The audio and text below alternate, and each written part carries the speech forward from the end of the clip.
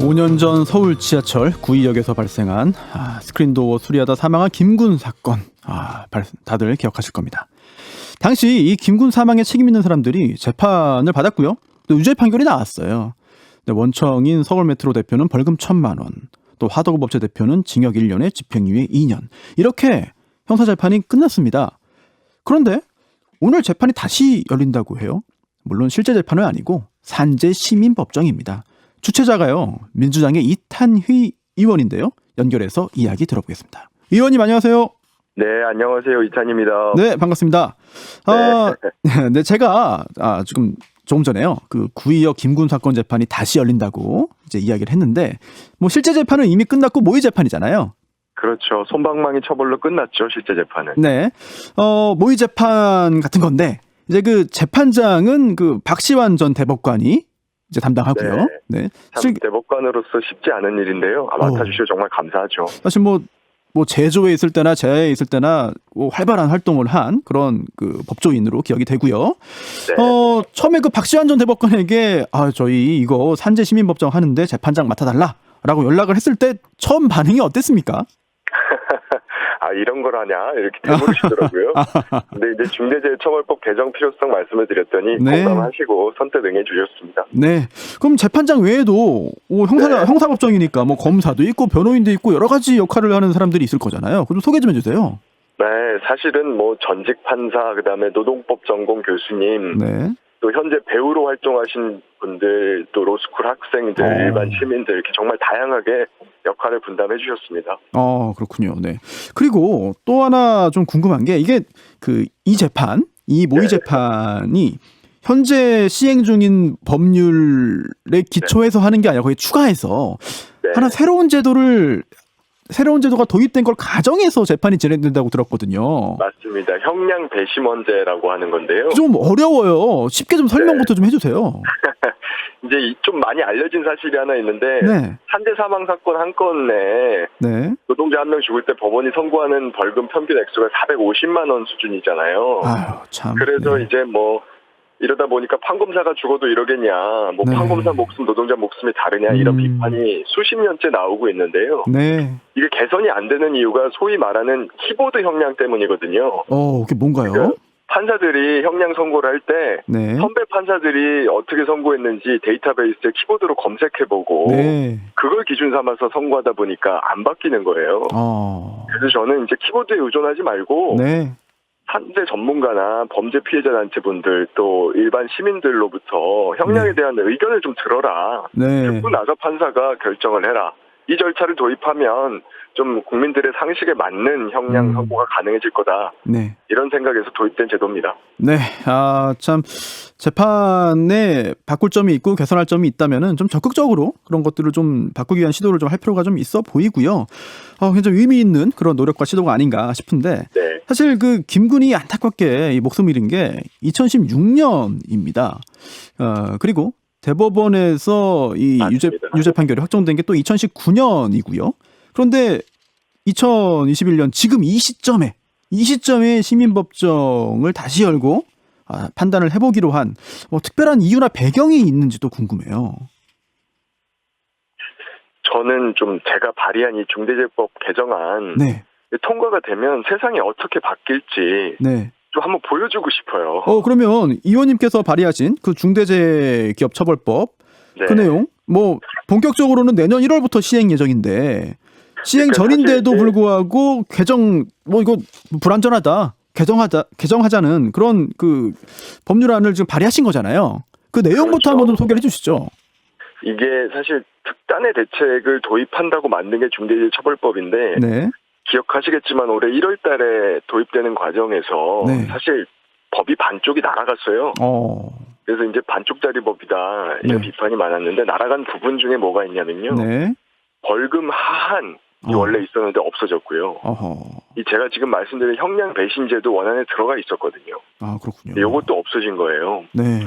근데 최근에 뭐 우리 이순호 씨 돌아가신 사건도 있었고 광주 학동에 이제 철거 건물 무너진 참사도 있었잖아요. 제가 이걸 보면서 이걸 그대로 두면 내년 1월 달에 중대재해법 시행이 되더라도 똑같이 벌금 450만 원 선고되는 상황이 반복되겠다.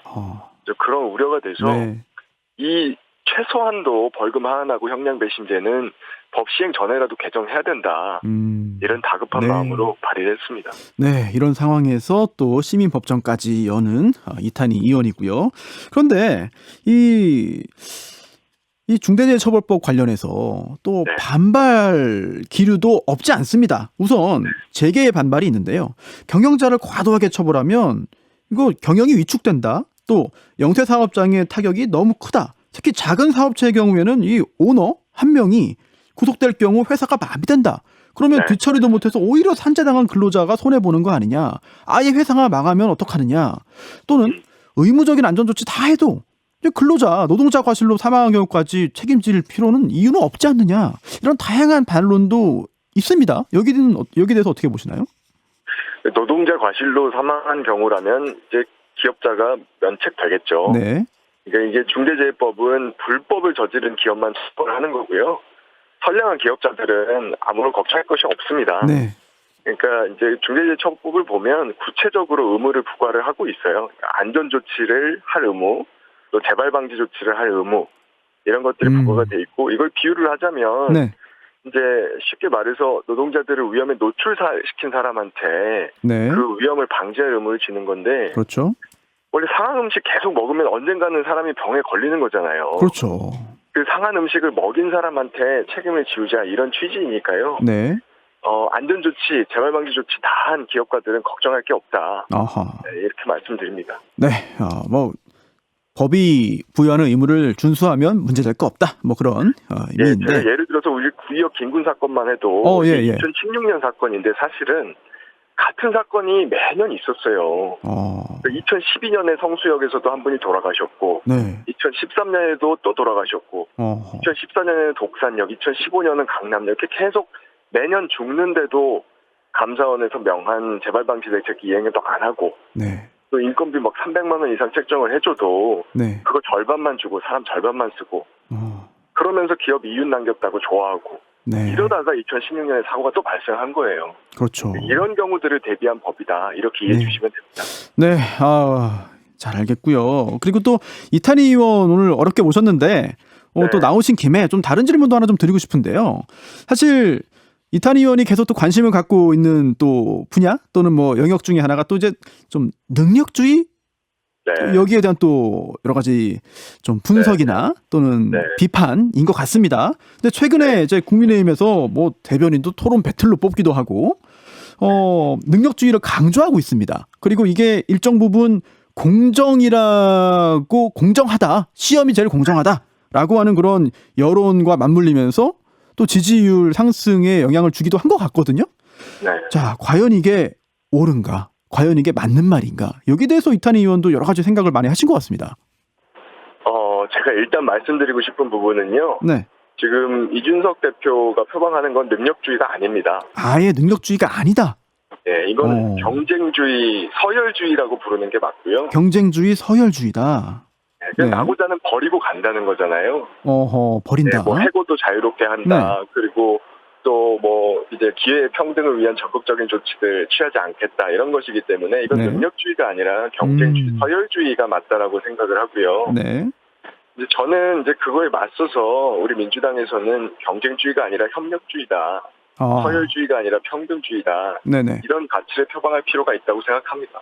그럼 그 가치의 표방을 넘어서 구체적으로 지금 젊은 층들이 이런 불공정에 대해서 굉장히 좀 민감해요. 물론 그 공정과 불공정이 구체적으로 무엇을 의미하느냐에 대해서는 그 판단, 세부적인 판단이 다 옳다고 보기는 어렵습니다만 공정을 굉장히 중요시하게 여기는 이 젊은 층들에 대해서 민주당이 좀 적극적으로 다가서고 설득을 하고 이해를 시킬 필요가 있지 않나 싶기도 하거든요.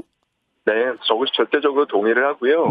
근데 이제 우리가 절차의 공정 이것만을 떼어놓고 이야기를 하는데 저는 그것 말고 기회의 평등 그리고 결과의 정의 이런 것들을 포함해서 젊은이들이 공정이라는 말을 쓰고 있다고 생각하고요. 그래서 지금 이제 이준석 대표를 비롯해서 야당에서 이야기하고 있는 경쟁주의, 서열주의가 아니라 정말 기회의 평등과 결과의 정의를 담보할 수 있는 여러 가지 대책들 뭐 제가 추진하고 있는 교육평등법, 뭐 벌금평등법 이런 것뿐만이 아니라 네. 오늘 설명한 중대재해처벌법도 사실은 이게 20대 남성들의 대책이기도 하거든요. 지금 이야기한 뭐 이선호 군, 뭐 김영준 씨, 아니면 의역의 김군 이런 분들이 다 19살, 24살, 26살 네. 이렇게 뭐 지방대 나오고 전문대 나오고 실업계 고등학교 나오고 해서 어렵게 비정규 직구에서 들어갔다가 몸을 다친 분들이에요. 돌아가신 분들.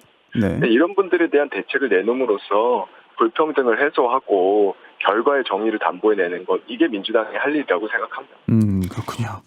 또 이게 어찌 보면은 또 좀 연결이 되는 측면도 있긴 한데 뭐 윤석열 전 총장이나 또는 또 최재형 전 감사원장이나 이거 사퇴하고 지금 정치권에 들어왔고 또 정치권에 들어오기 직전인 것 같습니다. 혹시 의원님께서는 이 부분에 대해서는 어떻게 보시는지 이것도 좀 한번 여쭤보고 싶습니다. 네. 뭐 직업윤리 측면에서의 문제는 다들 지적하셨으니까요. 네네. 제가 뭐 덧붙일 필요는 없을 것 같고 저는 그런 생각이 들더라고요. 네. 정치라고 하는 건 사실 사람 살리는 일이거든요. 네. 그런데 이제 지금 윤석열 총장이 30년 동안 소위 말하는 특수부 검사로서 먼지털이식 수사로 유명하잖아요. 30년 동안 사람 먼지털이만 하던 사람이 갑자기 사람 살리는 일 못하는 거거든요. 이게 뭐 3달 동안 고시 공부하듯이 달달 외운다고 되는 일이 아니고요. 네. 경제, 민생, 뭐 부동산, 교육 문제 이런 문제 해결 능력은 제로에 가깝다. 네. 이렇게 생각합니다. 네, 알겠습니다. 오늘 모의 재판 관련해가지고 모의 법정 관련해가지고 모신 다음에 뭐 여러 가지 그 현안까지도 함께 들어보는 시간이었고요. 뭐 다양하게 뭐 자세하게 말씀해 주셔가지고 저희가 많은 정보 얻고요. 또 의원님의 생각도 잘 알 수 있었던 것 같습니다. 네. 오늘 오후 1시가 되면 우리 모의 재판 재판 결과가 나옵니다. 재판 결과 사전 시나리오 전혀 없이 진행을 하니까요. 관심 많이 가져주시면 감사하겠습니다. 혹시 그럼 오늘 모의 법정 이게 뭐 영상으로 뭐 중계되거나 그러진 않나요? 유튜브로 이탄희 TV 접속하시면 볼 수 있습니다. 알겠습니다. 네, 여기까지 듣겠습니다. 감사합니다. 예, 고맙습니다. 네, 민주당 이탄희 의원이었습니다. 김현정의 뉴스쇼는 청취자 여러분의 참여로 이루어집니다. 트위터, 페이스북, 레인보우 게시판, 그리고 단문 50원, 장문 100원의 유료 문자 샵 1212, 우물정 1212 통해 참여하실 수 있습니다. 김현정의 뉴스쇼, 여러분과 함께 만듭니다.